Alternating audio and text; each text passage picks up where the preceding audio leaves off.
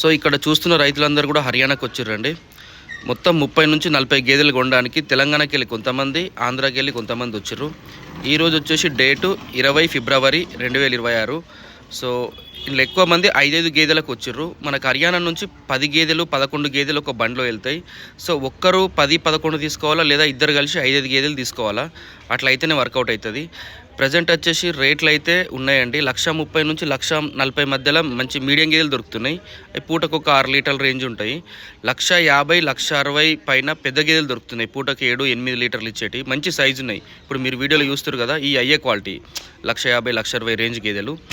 So ఈ ఎండాకాలం కాబట్టి గేదెలు కూడా మనకి ఇక్కడ రావడం తక్కువ గేదెలే వస్తాయి. అదే మనకి వర్షాకాలంలో అంటే జూన్, జూలై, ఆగస్టు, సెప్టెంబర్కి వెళ్ళి చాలా గేదెలు వస్తాయి, ఫుల్ వస్తాయి. ఎప్పుడు మండి ఫుల్ ఉంటుంది.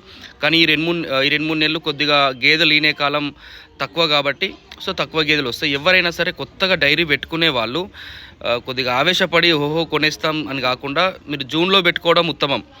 ఆల్రెడీ రెడీగా ఉన్న వాళ్ళు పోతే 2 లక్షలు పోయినా పర్లేదు, 10 గేదెల పైన ఒక 2 లక్షలు ఎక్కువైనా పర్లేదు, 1,50,000 ఎక్కువైనా పర్లేదు అనుకుంటే ఇప్పుడు కొనుక్కోండి.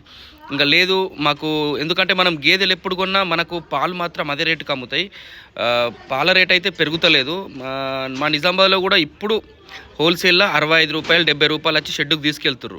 మొన్న 1-2 నెలల కింద వరకు అయితే 55కు 60కే తీసుకెళ్ళారు. సో అంత ఇన్ని రేట్లు పెట్టి కొనడం అంటే కొత్త వాళ్ళకు రిస్కే. అదే మీరు జూన్ జూలైలో కొంటే ఏంటంటే మీకు వర్కౌట్ అవుతాయి, గేదెలు ఇంకా పెద్దవి వస్తాయి, మంచి క్వాలిటీలు వస్తాయి. సో చాలామంది ఏమంటారు అంటే అన్న సూడి గేదెలు దొరుకుతాయా అని అంటే సూడి గేదెలు కష్టం అండి. ఎందుకంటే మంచి గేదెలు తక్కువ రేటుకి ఎవ్వరు అమ్మరు, గుర్తుపెట్టుకోండి. ఈనిన గేదె అయితే ఏమవుతుంది అంటే మనకు అడర్ క్వాలిటీ మొత్తం మిడుస్తుంది.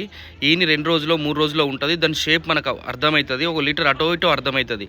అదే మనకి సూడి గేదెలు తీసుకపోతే ఏమవుతుంది అంటే అందులో రొమ్ములు 4గుట్ల ఎన్ని కరెక్ట్ పనిచేస్తున్నాయో మొత్తం చెకప్ కాదు, రొమ్ము షేప్ వస్తేనే తెలుస్తుంది అందులో ఎన్ని పాలు ఉన్నాయి.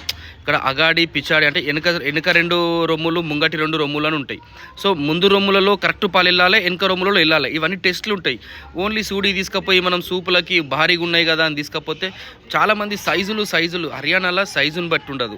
మళ్ళీ చెప్తా ఉన్నా, ఎవరైనా సరే కొత్తగా డైరీ ఫామ్ పెట్టేవాళ్ళు హర్యానాలో మనం ప్రతిరోజు గేదెలు కొనే సిరిసాలో ఎడ్డాకు రండి.